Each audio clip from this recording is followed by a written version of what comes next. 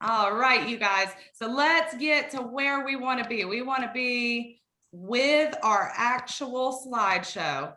And I'll get you guys there in just a minute when this little screen pops away. I hope everyone is doing really well this morning, getting ready for an awesome weekend. I know I am so ready. If I can ever get us to where we need to be, right? Daily habits of me not knowing how to use the computer appropriately. There you go. All right, you guys. So we are loading right here. You guys will notice daily habits of an icon agent. So some of you on this Zoom call may be with eXp Realty and know exactly what an icon agent is. Some of you may not be. So for those of you that are not with eXp, what is an icon agent? And just so you know, this is not a spiel to bring you on eXp, but an icon agent is someone that is capped with the eXp. So they've done approximately 2.6 million in volume, and then they've done 20 deals beyond that. So as we know, that's pretty hard to do anywhere you're at. So we're going to talk about that today. What do I do daily? A little bit about who I am. My name is Alexis Hughes, obviously eXp Realty. I've been licensed in real estate since May of 2017. I've been with my firm for 3 years. In those 3 years, I've iconed all 3 times.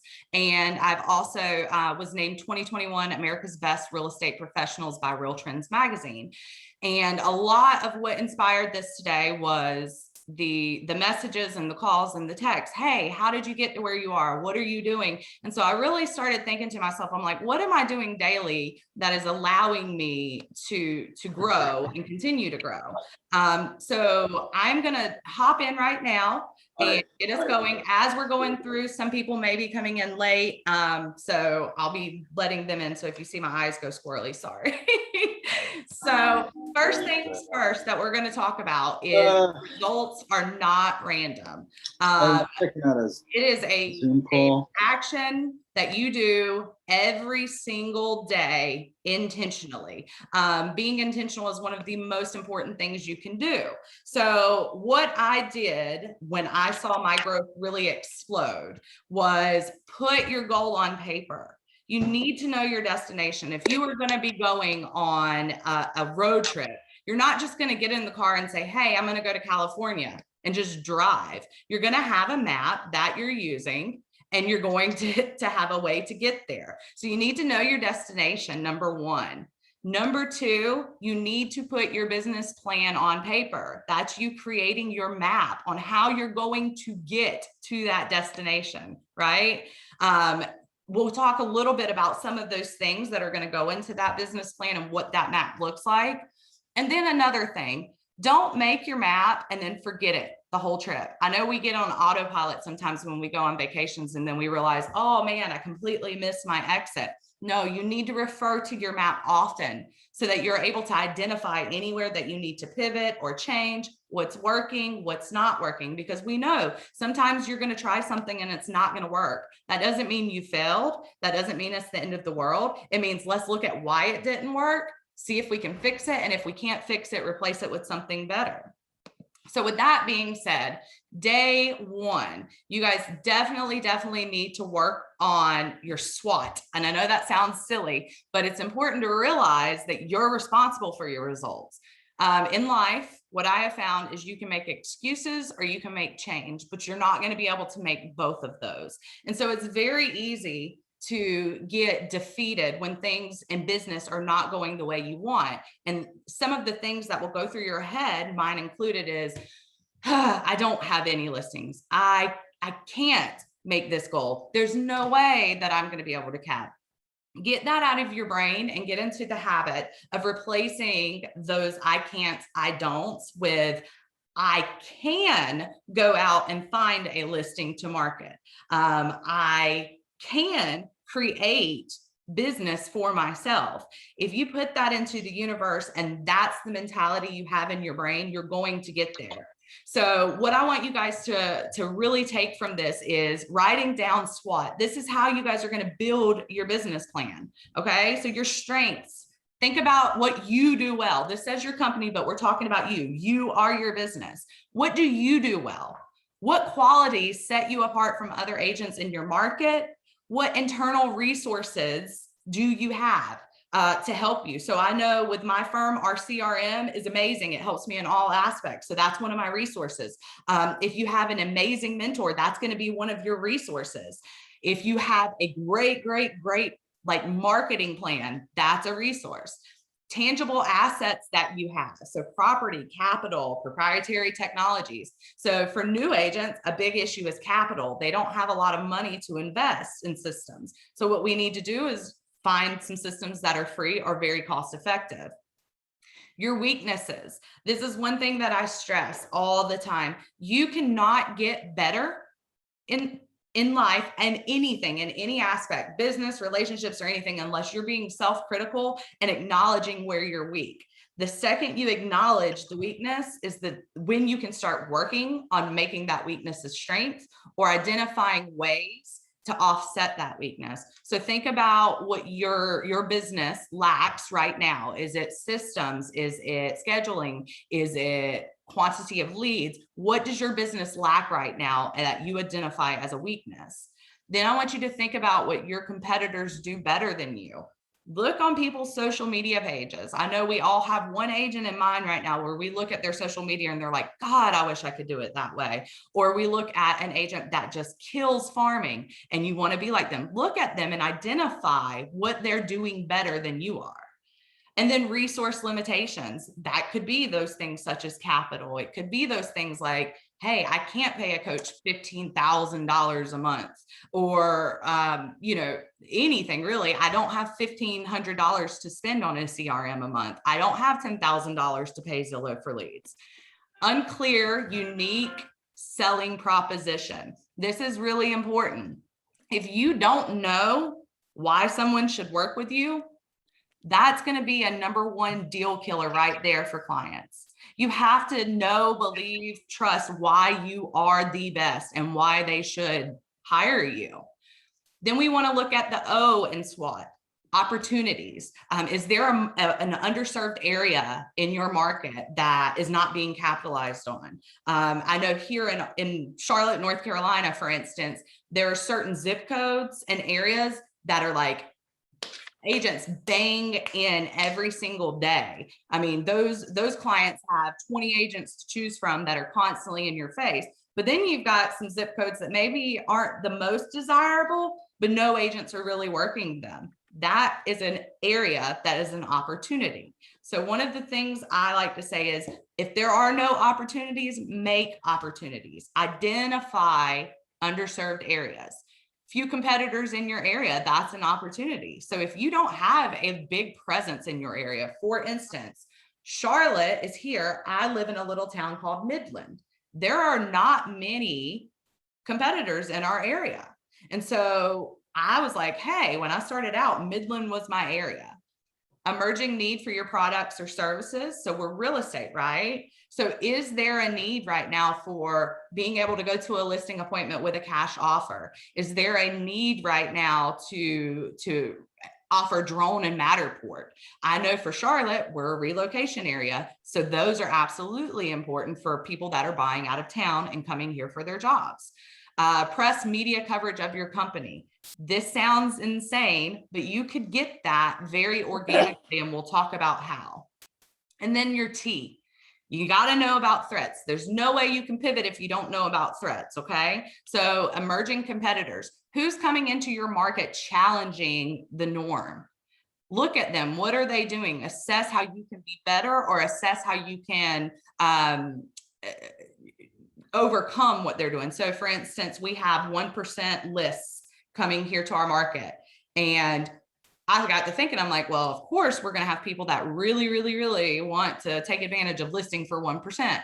What do I do that's better than 1% listers? Use your market knowledge, use your market stats. If you're an established agent, don't be afraid of that. Negative press and media coverage. So if your firm or company is getting negative press, how are you able to turn that around? How are you able to put a positive spin on it? Make sure you're ready with answers for any negative that you're getting. And then changing customers' attitudes towards your company. So Years and years ago in the Midland area, there was one, and I'm not going to name drop, there was one particular firm that was the go-to firm. But as time has gone on and newer agents have come into the market with different styles, different tools, different ways of marketing, this particular company has kind of gone out of existence. And so what we want to make sure of is that we're identifying those threats, those big dogs in our markets. And once we identify them, we're making sure that we're assessing their weaknesses and their strengths. So SWOT, SWOT, it all works together. You need to look at it for your competitors, but then look at it for you too. That's number one. You cannot sit around and wait for someone to read your mind if you're having trouble or struggling, right? You need to be responsible. Identify your SWOT, and that's going to help you to develop your business plan around these 4 areas. So the big 5, I call it the big 5 because this is literally what I do every single day. It does not matter what is going on. I am going to be doing this. So our marketing, that's number 1. Every single day, you need to be working on your marketing, whether it's brand awareness marketing, social media posts, getting yourself out there and getting some content set up. Always market every single day. Then your lead generation. You need to lead generate every single day.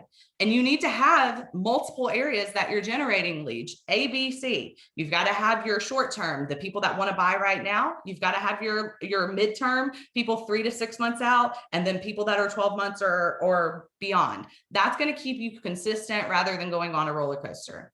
Your follow-up calls. You have to call your leads. If you're lead generating and marketing, why would you not call them? This is probably the number 1 thing and difference that I see. And I see it in myself because there are some weeks I just don't want to pick up the phone. And in those weeks, my business dries up a little bit. When I pick up the phone and I make a conscious effort to work those leads every single day, I notice a difference. Accounting, you have to know your pipeline. If you don't know your pipeline, how are you ever going to know what area to devote your time in that day or the bulk of your time? And then education, you should always want to learn. Innovation and being able to pivot and being able to look at where the market's going all comes from education. I took a farming class. I will never, ever, ever farm a neighborhood in the traditional sense, as in going door knocking or using every door direct to mail out flyers. I will never do that. But I took the class and I was able to take certain strategies and psychology and implement it into virtual farming. And so education is very important. I would sit down and I would make a list of something you're going to do every day to help you learn. A podcast, a training class, anything that's going to help you learn, you definitely want to do that. So the big 5: marketing, lead generation, follow-up calls, accounting, and education every single day. Every single day. I don't care if you're doing it for 1 hour, 20 minutes. If you work another job, you need to make sure that you set aside at least an hour and do 20, 20, 20 in all of these. So marketing, let's talk about that a little bit. You have to create content, right? You need to be on social media. 95% of people are on social media. And I know we hear, don't be a secret agent. People need to know you're a realtor. You see on all the national real estate boards all the time, my friend went with such and such, or, my neighbors at church didn't realize that I did real estate. I can't believe that I didn't get that listing or that buyer. Okay, well, this is why you're being a secret agent. Don't be. So every single day, create some content, put it on social media. A lot of what I hear from newer agents is, well, I have nothing to put on there. Yes, you do. You sure do. You can go out and you can find a listing. It's that I don't versus I can. I don't have a listing to market. Okay. Replace that with I can find a listing to market. What agents in your firm have listings? Ask them, can I try to bring you a buyer? Can I market it? If they're not in your firm, look at coming soon. Reach out to other agents. That's going to help you put yourself in a position where you feel uncomfortable, but you have to perform and you have to talk. And it's like a muscle. The more you exercise that uncomfortableness, the better it's going to get each time. Build your brand. Okay. People need to know who you are, what you do. They need to attribute you with real estate. And you do that by doing things like visiting new construction and highlighting the community. You do that by creating some marketing posts. This particular post that you see, I haven't even put it out yet, but I'm going to. And it's going to be, go ahead, burst my bubble. I can make more. It will be related to something with business. I haven't figured it out yet, but I was in the car blowing a bubble. Snap a picture. I can use that for marketing. Staying out front and center. So if there are events in your community, charity events that you can go to and contribute to, do that. If you love a certain restaurant in your community, a great way for brand awareness is to visit the restaurant, take some pictures, write some quick snippet, and then tag the restaurant in your post on your business page. You're instantly opening yourself to all of their followers. And it may not work one time, but if you're consistent and you're doing it every single day, eventually people in the community are going to start to remember you and know you, and they're going to attribute you with social media. Another thing is blogging. A lot of people are like, I'm not a good blogger. And so what they'll end up doing is they'll find a post on Zillow, or they'll find something on Better Homes and Gardens or realtor.com, and they'll share the link. What you've done in that scenario is you have taken your potential client off of your website, off of your Facebook page, wherever they found it, and you put them on another website where agents are paying when they click for more information. Don't do that. Create your own blog. Take what you're learning from these blogs and write it all down. If you're not a good writer, copy and paste the blog and give the source. We all went to public school or high school. In all schools, you learn about citing sources. So cite the source and just use the blog, but keep them on you. Keep them on you. I don't even care if you like video and you're really good at talking, not writing, pull the blog up and go live on your business Facebook page and talk about the blog and why it's important. There are so many ways to create content for marketing efforts that there's no excuse. Lead generation. So there are so many ways to create, like, lead generate. It's unreal. Landing pages, calling for sell by owners and expired listings, squeeze pages. You can build ads on Google, KV Core, Nextdoor, Facebook, all of them. You guys can see over here, I had a listing. I made an ad for it on Facebook. Here's the ad. But then if you come over to the right side, you can see how many people I reached. And then you can see how many people clicked on the link, viewed the photos, other clicks. Other clicks are my website. 35 people went to my website and registered as a lead after seeing this ad. People I never would have been able to touch before that. You can see the organic reach, how many people that already like your website saw this, and then you can go from there. You've got to put out ads and posts. If it's on Facebook, Google, I don't care where it is. You need to be lead generating. If your version of lead generating is farming a community, don't get mad when 3 months in, you've been pounding the pavement and you don't have anything to show. That is a long-term lead generation system. That's where education is going to teach you that, which is why that's one of the important things. Your follow-up. So calls, you're doing all this work. You're putting out marketing and ads, and the leads are coming into your system. You've got them on drip campaigns potentially, and you leave it. No, pick up the phone. When you get a lead, pick up the phone. If your kids are in the background, go into a closet. I can't tell you how many times I've answered a phone. Hi, my name is Alexis Hughes with eXp Realty. Just real quick, I'm at home with my kids. I'm sure everybody understands that with COVID right now, but I am locking myself in the closet. Just FYI, if you hear them, I promise they're not crazy. Ha ha ha ha ha. You've already opened yourself up. You look like a real person to them, not a salesperson. Then what you need to do is touch them. We make too big of a mistake by reaching out to a lead 1 time, 2 times, 3 times, and by then we just give up on them. Stop giving up on them. But it doesn't need to be the same old all the time. So for instance, that was my initial contact with a lead, right? Say they're not interested or they're not ready at this time. I'm going to set expectations with them. Not a problem, Mr. and Mrs. Smith. I'm going to set you up on search alerts for you to browse leisurely, and I will follow up with you periodically. If you have any questions, please let me know. I'm here to help, and I look forward to hopefully working with you in the future. You've set expectations that they're going to hear from you. Then you follow through. You need to touch them. When they come up on your follow-up, you need to either send them a market report, find a house similar to the one that came in and send it to them directly. Hey guys, I know you said you were waiting a little bit. I just wanted to get some feedback on this house. That way, when you are ready, I know exactly what you're looking for. You can touch them and convert them without coming off like a used car salesman. Another thing, just a quick tip that I tell all the agents I work with, when you get on a phone call with a new lead, it is really easy to say, are you pre-approved? Imagine being a lead on the other end of that line and hearing someone you don't know ask you that question. It can put you in a defensive mode, we'll say. So what I tell my agents, instead of asking, are you pre-approved? Ask them, do you plan to do finance or cash for this purchase? That comes off a lot softer. You're asking for either or, so you're finding out right then and there, and then you can move on. If they say they're doing finance, great. If you guys need a lender, I have one that I am happy to send over to you. They're great. And at that point in time, they're going to say, oh, we've spoke with State Employees Credit Union, or they're going to say, oh yeah, that would be great. Or we have a lender we're going to use. We just haven't reached out. That's your chance to educate your client. So that's just my little tidbit of today. And video message, never underestimate video. Video is very powerful. We've all heard that video will absolutely help you get seen more. It has better visibility. It has better engagement between audiences and demographics.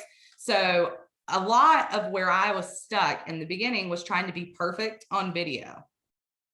I don't know about y'all, but I stumble over words. I stutter. I don't always look perfect or have my makeup done the right way. In fact, my profile picture is me with my tongue stuck out.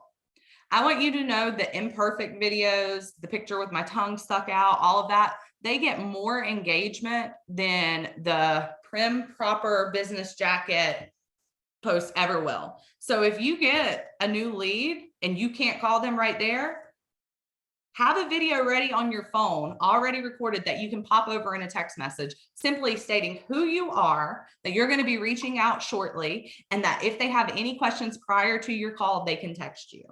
You are going to stand out immediately from most of the other agents in the market. The next thing is accounting. This is huge to me. This goes back to that roadmap, right? Creating your map. If you've got a goal, right?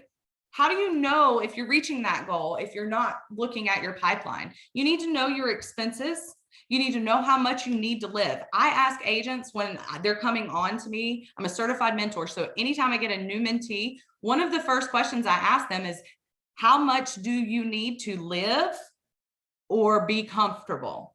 Because some people, they have spouses or they have a job that pays their living expenses. Okay, we need to know what the smallest amount that you absolutely have to make in real estate is for you to be able to keep your license, basically. You need to stay aware of this regularly. Setting goals and balancing those goals is very important to your business plan. Reassess your SWOT often, because that is part of your business plan. There are times where I start the year out weak on something and really strong in another area. But as I educate myself and pivot and start to implement things throughout the year, that weakness becomes a strength and that strength becomes a weakness. So reassessing them and then tracking your results. You need to know your pipeline and volume and GCI all the time. And the reason being is this is going to tell you what of those 5 things you're doing every single day do you need to focus on the most. And so I'm going to give you guys an example of how I keep track of this. This is my whiteboard. It's in my office. The black over there, I do agent attraction with EXP. So the black over there is my EXP attraction focus. But this shows you what's pending, exactly how much to expect when it's closing. My coming soon listings, how much from that. My active listings, how much from that. And then it shows you on the right the leads that I am actively working with. So Nicole, for instance, is a lead that is talking to me. We've got them pre-approved. We're ready to go. They're my client now. And so you can see if I look at this particular whiteboard and my leads, I've only got 2 leads on there. I know that today I need to focus more on lead generation and follow up than I really do on marketing and brand awareness. If, for instance, I'm looking and I've got a ton of stuff under contract, but I have no coming soons, like right now, and I've got listings sitting, I know today my main focus needs to be on generating seller leads and marketing for my listings. If I look and I've got coming soon active and my lead system pretty even or full, but then I come over here to the left and I have nothing pending or very little pending, I know today I need to really be focused on following up with my leads and cultivating my CRM. So this all works together to tell me exactly what to do. I know I'm doing my 5 things every single day, but where am I putting most of that time? The next thing, education. I can't stress how important it is to find something to learn every single day. In this scenario, and I went forward, I'll talk about education and then that's literally the end. But in this scenario of education, every single day you can learn something new. I don't care if what you're learning has nothing to do with real estate. Maybe it's just having a balanced life. You're going to learn stuff from having a balanced life that you can implement into your real estate business. There are too many recorded YouTube channels, books, and stuff out there for you to not be working on education every single day. And so the way I look at it is if I look at that whiteboard and it's all really, really, really balanced, okay, today, most of my focus is going to go towards education. It could be learning about Instagram. I want to grow Instagram and lead generation from that. It all goes back to the business plan. Look at your business plan and what your goals were and where you want it to be. Look at where you are now, and then find where your weakness is so you can go educate yourself. So what I want you guys to take from this, I'm not perfect and what I do may not work for everybody. But this is what's worked for me. And I am very analytical. I can see a difference when I'm doing it and when I'm not. We all need a break. We all need vacations. If you choose to not do this on the weekends, I don't think it's going to happen, but at least 4 out of the 7 days of the week, try to do these things. Again, it doesn't matter if you've got an hour and you've only got 20 minutes, you can hit each, that's fine, but try to do them. It's a lot.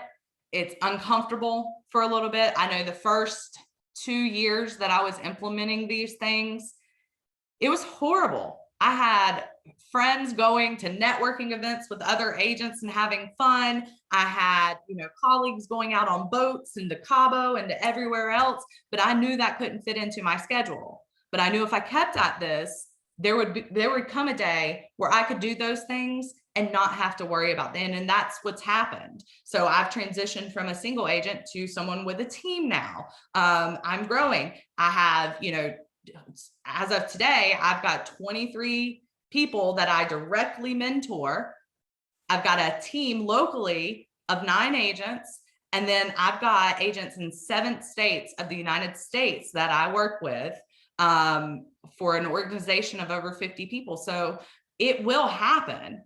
So look at this quote, keep it forefront. Entrepreneurship, which is what you are in real estate, you're an entrepreneur, a business owner, is living a few years of your life like most people won't, so that you can spend the rest of your life living like most people can't.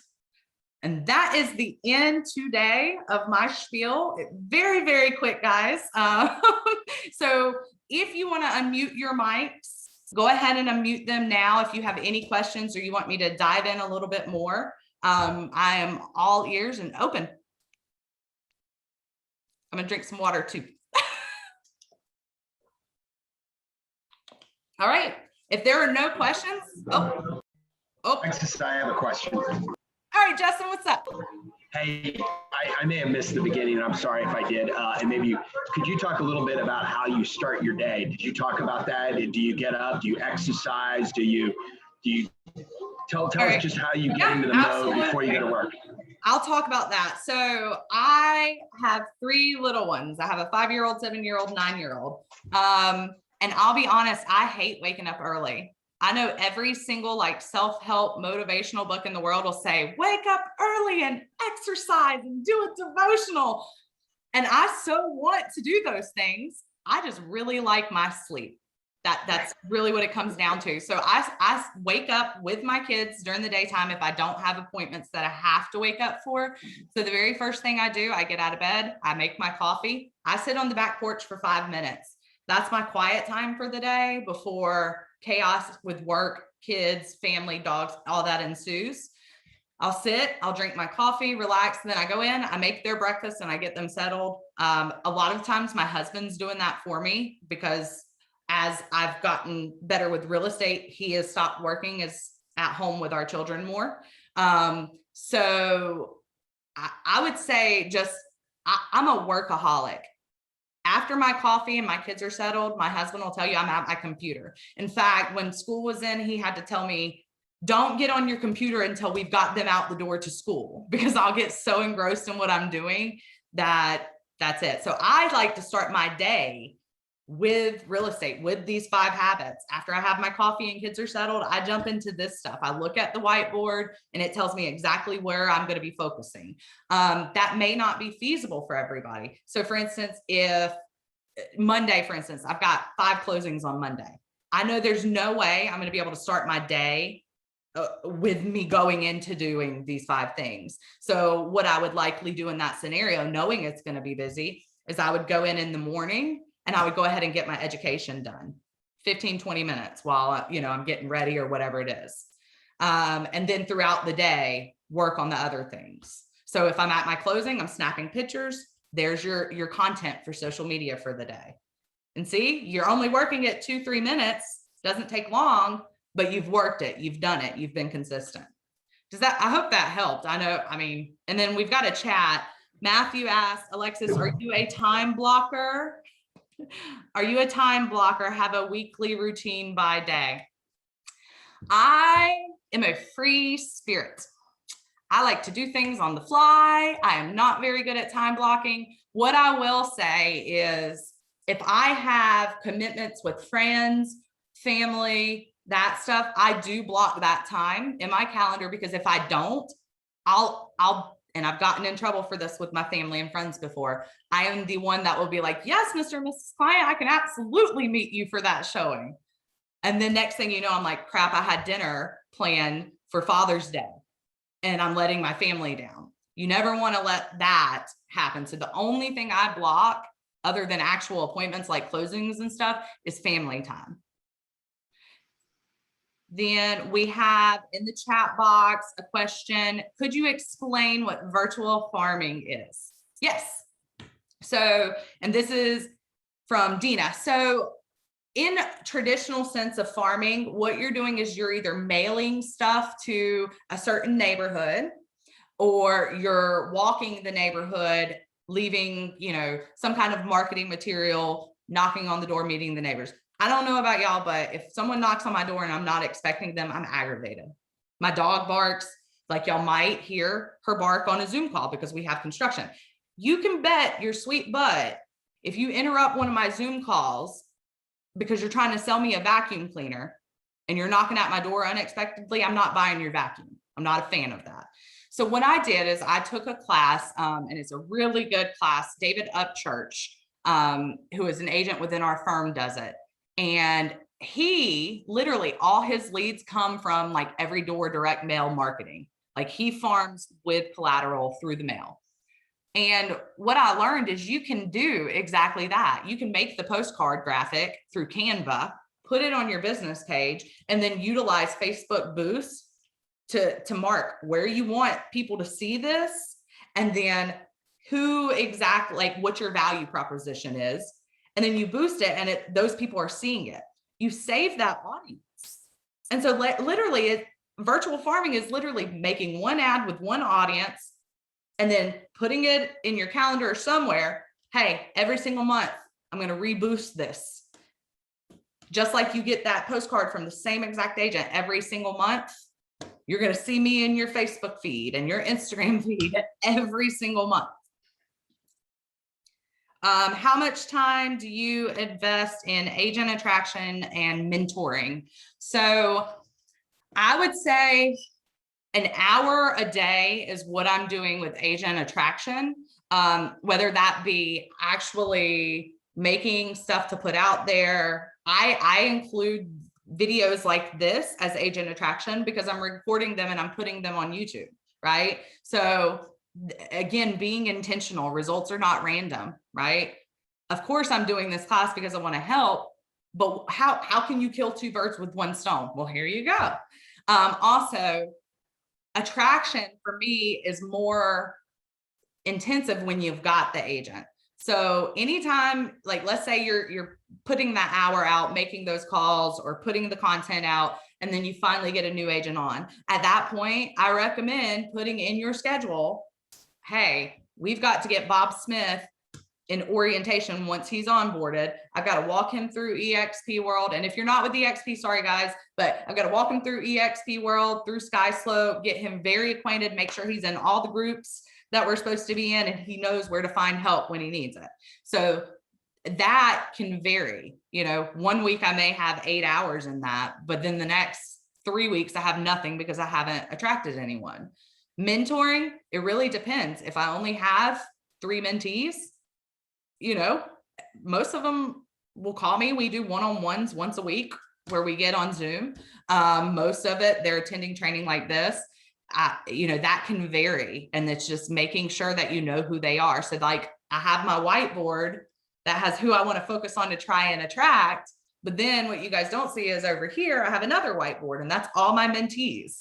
So I know I need to touch them every single day. All right, and there's no more questions in the chat box. Does anybody have any questions they want to say out loud? Hey, Alexis, I had one question. Yes, ma'am.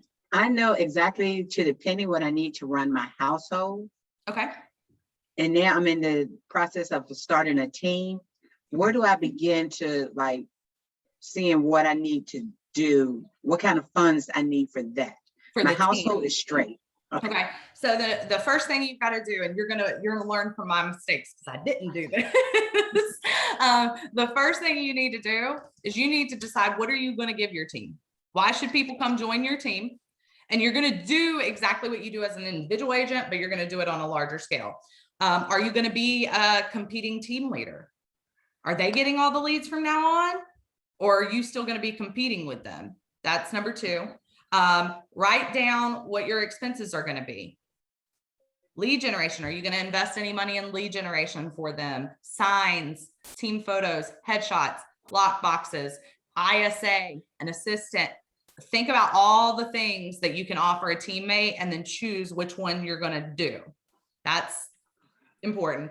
Then you're going to find, I don't know, are you with the EXP or are you with a different firm?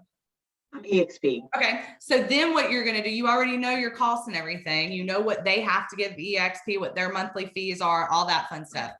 Then what you're going to do is you're going to take your household, right? So if your household income, let's say you need $6,000 a month to live, right?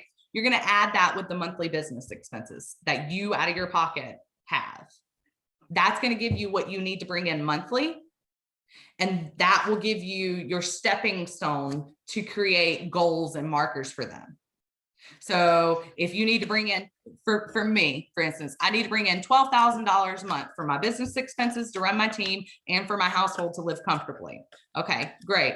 $12,000 a month based off of my split with my agents and 9 agents on my team. That means that they need to be closing at the very least, $2 million a month.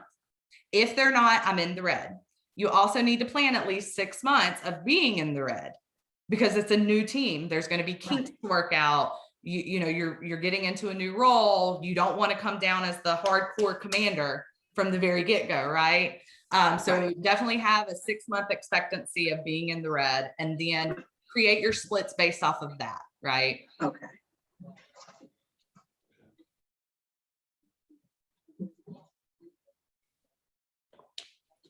Anyone else?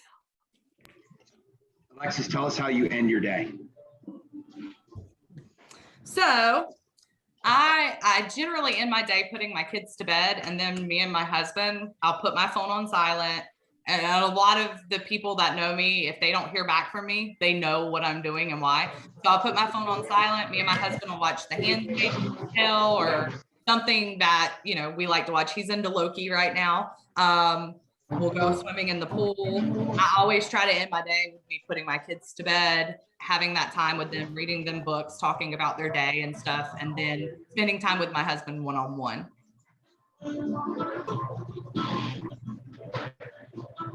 Alexis, thanks so much for sharing all these nuggets. Lots You're of great welcome. clues. I'd love to have you on my Success Clues YouTube series coming up.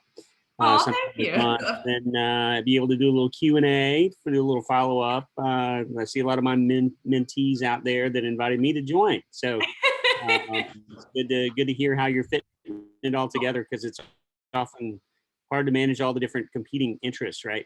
It really is. It really is. But you can balance it, but you have to be intentional. So again, it's my big thing. Results are not random.